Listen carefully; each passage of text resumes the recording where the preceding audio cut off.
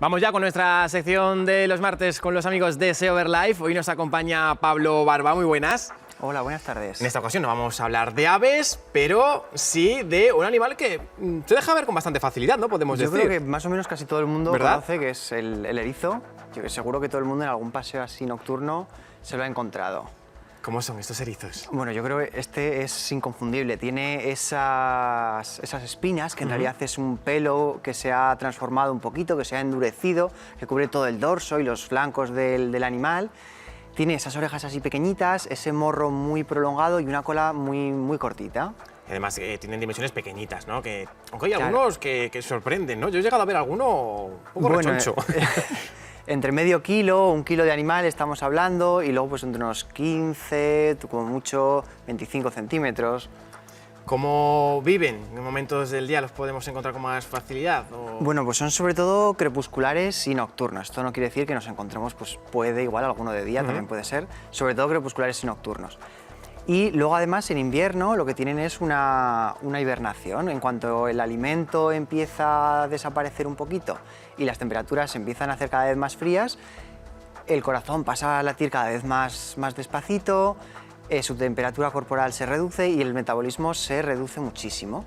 Y esperan así tranquilamente a que pase el invierno. Pero para eso, claro, el resto del año tienen que haberse puesto muy gorditos. Claro, hay que coger reservas. Claro, hay que coger unas buenas reservas de grasa y ponerse muy gorditos. Y ya cuando llega la primavera, que aquí pues ya llevan bastante tiempo activos, empiezan a fabricar unos nidos. Se buscan un arbusto denso, una zarza, un sitio que les ofrezca protección.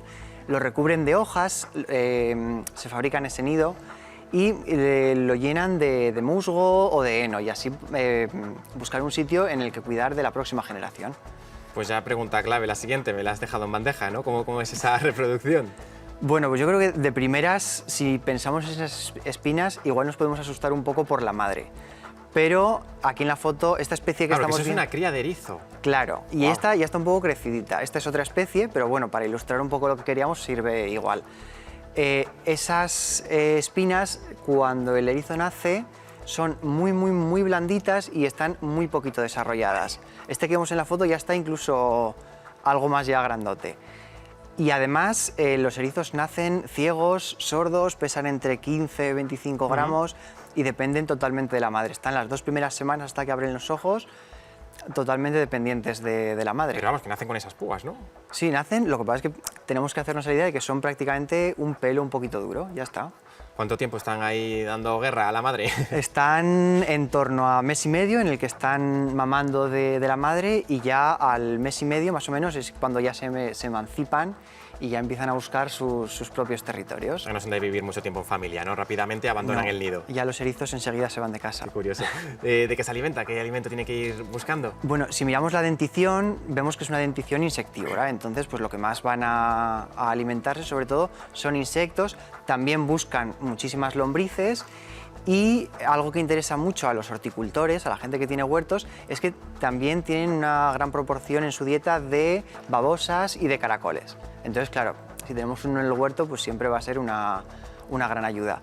Pero en realidad también un poco todo lo que caiga, desde reptiles, anfibios, son un poco generalistas. Sobre todo destacan insectos, lombrices y babosas, pero van a un poquillo, cualquier cosa que se les ponga por delante, se la van a comer.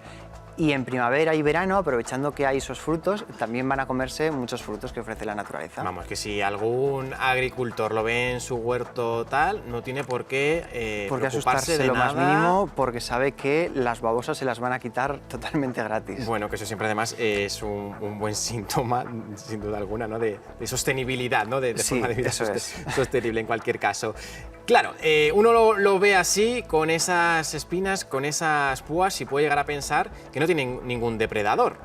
Pero sí que los tiene, ¿eh? Y hay que tener un poco de cuidado, porque que el erizo tiene una serie de musculatura, un músculo orbital que se llama, que está todo alrededor del animal, y cuando detecta peligro contrae ese músculo y lo que hace es cerrarse y plegarse sobre sí mismo, y ofrece las púas alrededor, y en el interior se queda pues las partes más sensibles, el vientre, la cara. Tenemos, para que nos hagamos una idea del músculo auricular, nosotros tenemos uno alrededor de la boca. Y nosotros también tenemos un músculo. Alrededor de la boca, y cuando lo apretamos cuando cerramos los labios con fuerza, para que entendamos un poco el símil de cómo funciona, ¿no? eso Vale, es. vale. Entonces, muchos animales que depredan sobre el erizo pueden ser el águila real o el búho real, que con esas garras y con esos picos no tienen por qué tener tanto miedo a las púas del erizo. Entonces van con cuidadito, lo abren, las púas las dejan fuera y el resto sí que se lo llegan a comer. Y también, como estamos viendo ahí ahora en el vídeo, los zorros y muchos tejones también depredan sobre los erizos, o bien pillándolos por sorpresa, o siempre se da cuenta que los erizos, el zorro lo que hace es orinarse sobre el erizo para que con esa orina el erizo se abra y así poder depredar sobre él. Claro, porque lo decías, ¿no? Hay que pillarlos de sorpresa, porque de normal ese momento de cerrarse es muy rápido. Enseguida, en cuanto ellos notan un poquito de peligro, contraen el músculo orbital y se cierran. Y ya en lo que nos respecta a los humanos, ¿cuáles son las amenazas a las que se enfrentan por nuestra culpa? Bueno, pues una de las grandes amenazas son los atropellos, precisamente cuando los juveniles se empiezan a dispersar y a salir del nido. Esas dispersiones, muchos cruzan terreno desconocido, se aventuran más allá de lo que conocen, y entonces muchos de ellos sufren atropellos. Y esto, por ejemplo, se solucionaría con pasos de fauna, que además evitaría atropellos no solo de erizos, sino de muchos otros animales. Claro. Y no solo por ellos, sino también por los accidentes que se podrían evitar. ¿Y la instalación de cajas nido? Porque creo que también existen, ¿no? Para este tipo. Claro, por ejemplo, esto es más habitual en la zona norte de Europa, donde se dan más las casas con jardín, y pues, hay unos cajas nido específicos para erizos que mucha gente coloca en el jardín, y es una forma de garantizarse que esos pequeños huertos urbanos que tiene mucha gente en el jardín estén más libres de babosas y caracoles. Si nos encontramos algún erizo a lo mejor más despistado, entrando más en terreno urbano, mejor no tocarlo y dejarlo a su aire, ¿no? Yo creo que lo mejor es dejarlo a su aire. Claro. De hecho, en las zonas verdes de muchas ciudades se pueden ver erizos, y es uno de sus hábitats también, esas zonas verdes, esas zonas húmedas, y es también una de las causas que se barajan también un poco de sus pequeños peligros que tiene esa pérdida de zonas verdes, que en esa jungla urbana también pues, sería un poco más amable con nosotros y con la biodiversidad si tuviéramos pues, más y mejores jardines. Pablo, ya rápidamente, ¿qué es eso de que le va la juerga? Bueno, pues esto es una pequeña anécdota, y es que hemos dicho que le gustan mucho los frutos, ¿no? Entonces muchas veces acude a esos huertos, o se busca un madroño, un endrino, y porque claro, son una fruta que tiene pues, muy calórica, muy azucarada, entonces para él es un alimento pues, estupendo para coger esas grasitas para el invierno. ¿Qué es lo que pasa? Que mucha de esta fruta tan azucarada, cuando se ha caído al suelo, empieza a fermentar. Y tiene un poquito de alcohol. Y claro, el erizo pues, va ahí a por el azúcar y a veces acaba pues, con una pequeña juerga, Vaya. con una pequeña borrachera. Ya entiendo por dónde van los tiros. Claro. Bueno, Pablo, pues ya hemos conocido mejor al erizo. Muchas gracias. Muchas gracias, un placer.